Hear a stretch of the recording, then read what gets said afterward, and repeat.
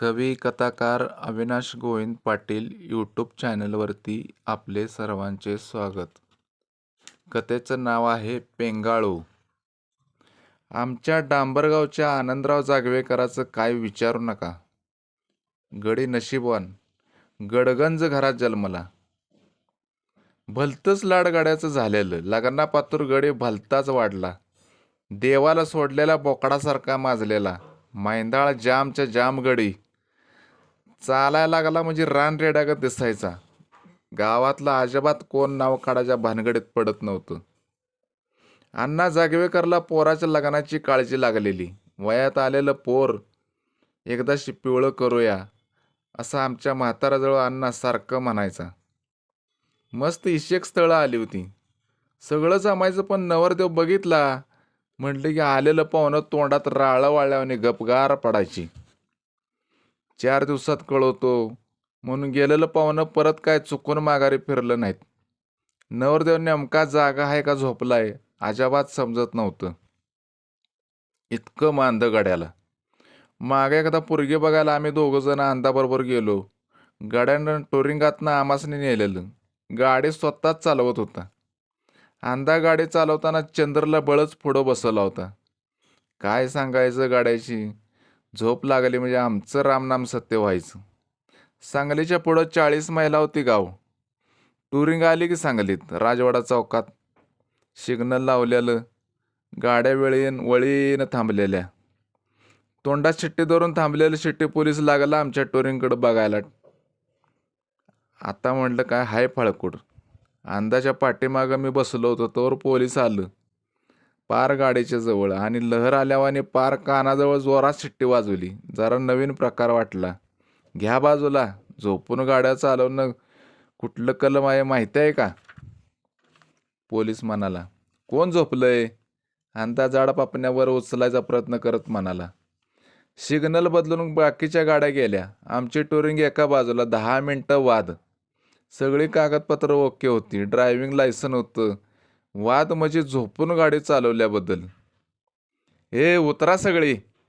अंदा जाम चिडलेला. उतरलो सगळी. साहेब बसा गाडीत. का? बसा नुसतं. गाडी कशी चालवतो नुसतं माया तोंडाकडं बघायचं. पोलिसाला पण काही कळेना. बसलं गाडीत.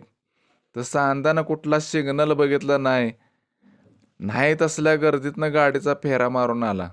आता बोला. काय बोलायचं? तुम्ही जादूगर आहे का काय? होय, कुठं कार्यक्रम असला तर कळवा, मोफत येतो की. चलू का?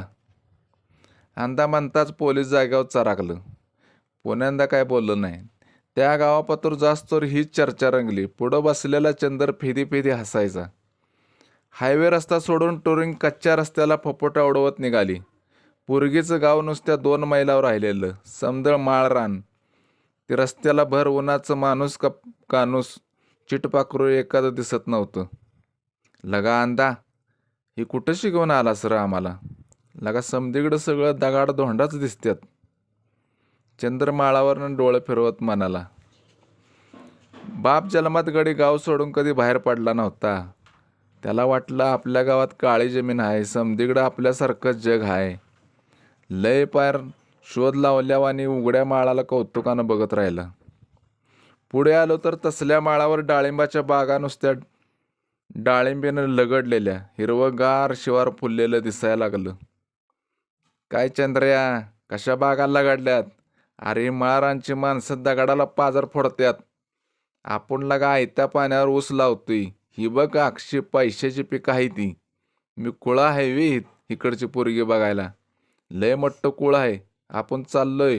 त्यांचं 20 एकरात डाळिंब आहे. अंदा बारक्या पोरावानी म्हणाला. पाहुण्याचं घर नेमकं ओळखायचं त्या परस कोणाला तरी विचारूया म्हणून अंदाला सांगितलं गाडी थांबव म्हणताना त्याला वाटलं मला परसाकडं लागलं बिगलं काय. पोट बिघडल्यावाने आणि त्या अवस्थेतच मी आलेलो. काय कळ आल्या काय? अंदा म्हणाला. कळ थांबल्या का वाच? तो माणूस यायला लागलाय. त्याला पाहुण्याचं घर कुठंशी आहे विचारूया. मी म्हणतोय तोवर माणूस टुरिंग जवळ आला. लय अप्रूबाईने टुरिंगकडे बघत चाललेला. अंदाना हात केल्यावर गडी थांबला. कोण्या गावचं पाहुणं?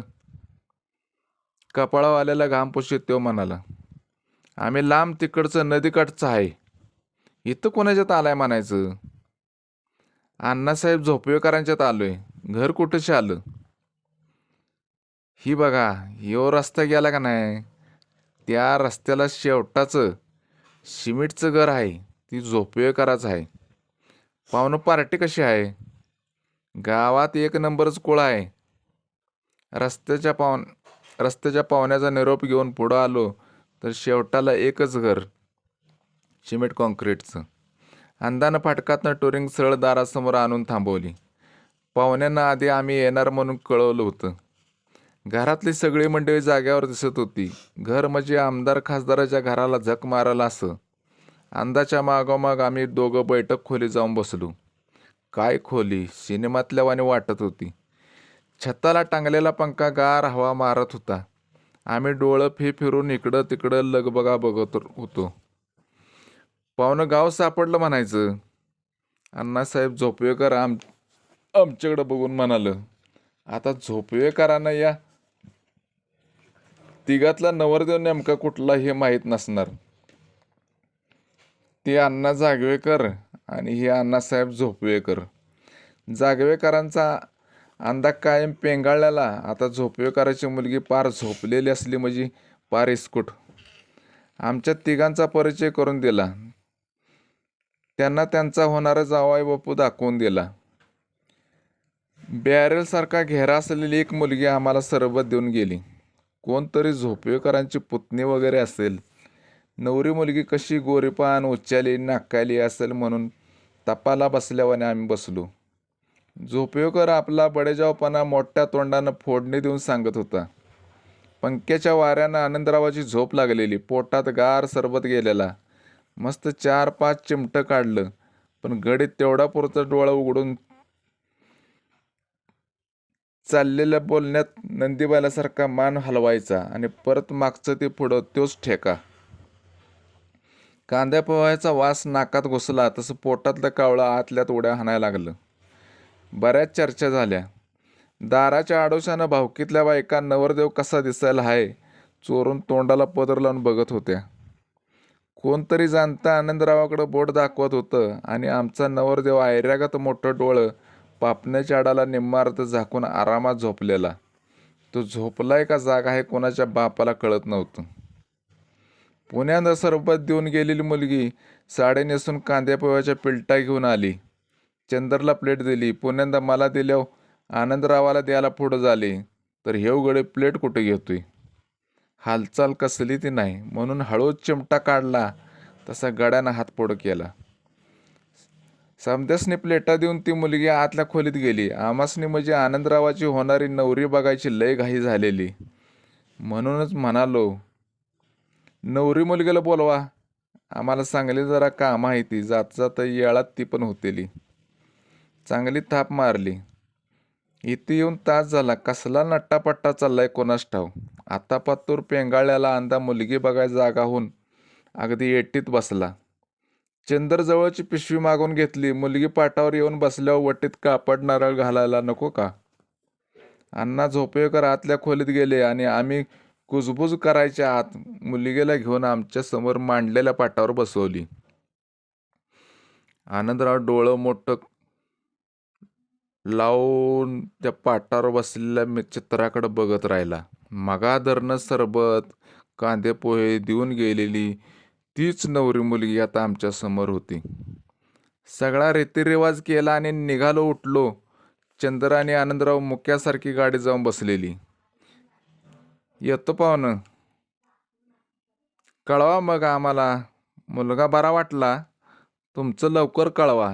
या महिन्यात शेवटच्या 2 तारखांनी मुहूर्त चांगला आहे. होय कळवतो 2 दिवसात. तुमच्याकडचं कोण बघायला येणार आहे ती त्यांना घेऊन या. कसं एकमेकाचं पहिलंच बघून असलेलं बरं. मग कधी येताय? 4 दिवसात येऊन जातो. या मग. चालत्या टोरिंगातनं निरोप घेतला. पाहुण्यांना चांगलंच 3 तास लावलं. आता अंदाला मुलगी पास पडली असली म्हणजे बरं, नाहीतर परत दुसरं स्थळ. अंदा मुलगी पसंत आहे का? लगा असला भोपळा करणापर्यंत लगीन नाही केलेलं बरं. आमच्या म्हाताऱ्याला अक्कल नाही सांगत होतं पोरगी आपल्या घराला शोभिवंत आहे. मला वाटलं एक नंबरची पोरगी असेल. त्या बिगर म्हातारे एवढं गुणगान गाणार नाही. अरे खात्यापित्या घरातल्या पोरी असल्याच. तुला पसंत नाही तर दुसरी बघूया, आपल्याला काय कमी आहे का? हा, आता कसं बोललास? या गोष्टीला वर्ष सरलेलं, एक लगीन सरायहून दुसरी चालू झालेली, पण अंदाज कुठं ठिगाळ लागायचं लक्षण दिसत नव्हतं. आमच्या म्हाताऱ्याच्या मागं अण्णा जागवेकरांना चांगलाच सपाटा लावलेला. कुठं पाहुण्यापैत एखादे आहे का बघा. त्याच्या मागनं 10-12 पोरांची लग्न झाली, पण आनंदरावचं काय जमायचं दिसत नव्हतं. आनंदरावचं भाग्य उजडलं. लय कौतुकानं सभागती मुंबईला गेला. सिनेमातल्या डायरेक्टरनं त्याला सिनेमात घेतला. अंधा नायक. साऱ्या देशाच्या गल्लीपासनं दिल्लीपातूर जाहिराती. समदीकडं चर्चा. सिनेमा बघायला तुफान गर्दी. पब्लिक चक्कीत होऊन बघायचं. बॉक्स ऑफिसवर अंधा नायक सुपरहिट सिनेमा गाजला. डांबरगावचं नाव गिनीज बुकात नोंदलं गेलं. पत्रकार, दूरदर्शनवाल्यांची डांबरगावला जत्रा फुटल्यावानी गर्दी. साखरेच्या पेढ्यावर मुंग्या तुटून पडाव्यात तसं आनंदरावचं झालेलं. एका झटक्यात 12 सिनेमाच्या ऑफर मिळाल्या. नावाजलेल्या नट्या आसपास घुटमाळत होत्या. आनंदराव जागवेकराबरोबर एक तरी सिनेमा निघाला तर आपलं सगळ्यात मोठी मिळवली. गाव तर पार भुललेलं. सकाळ झाली म्हणलं की पोरं कामधंदा सोडून आनंदरावाच्या दारात हजर. पडद्यावर बघितलेल्या गोरापान नखरेल नट्या साक्षात समोर बघाय मिळायच्या. एकांदबारी हातात हात द्यायला पोरं कासावीस व्हायची. चंदर आणि मी आता आनंदरावाचे सगळ्यात जवळचे मेंबर. कोणाला भेटायचं असेल तर आमची परवानगी पाहिजे, त्यामुळे चान्सात होतो. अंधा नायक सुपरमॅन हिरो आनंदराव जागवेकर आता लग्न करणार आहेत. सगळ्या पेपरच्या हेडलाईन झळकल्या. दुसऱ्या दिवसापासून फॅशन शो असल्यावानी 100 बडकर 1 पोरी गावात हजर. कोणाचं भाग्य उघडतंय साऱ्या देशाला ओढ लागलेली. आनंदराव पोरी बघण्यात रंगलेला. दिवस मावळा आलेला, तरी पण अजून एक सुद्धा गाड्याला पसंत नाही. एक सुद्धा पसंत पडली नव्हती. फॅशन शो सारख्या पोरी आत यायच्या आणि परत माघारी जायच्या. 1000 पोरी झाल्या. आता माझं मस्तक फिरलं आणि रागारागानं ओरडलो, काय झालं? आता काय व्हायचं राहिले? लगा 1000 पोरी इथून गेल्या तरी पण एक सुद्धा पसंत नाही. काय सांगतोयस?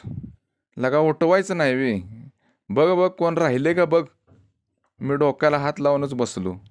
शेवटाचा 1 नंबर राहिलेला बोलवला तसा गडी म्हणाला, हे आपणाला पसंत आहे, यांना भेटायला सांगा. शेम आनंदरावाचा नमना. गड्याच्या नशिबात होतं तेच झालं. पेंगोळाच्या नशिबाला झोपाळू शोभलं खरं. धन्यवाद.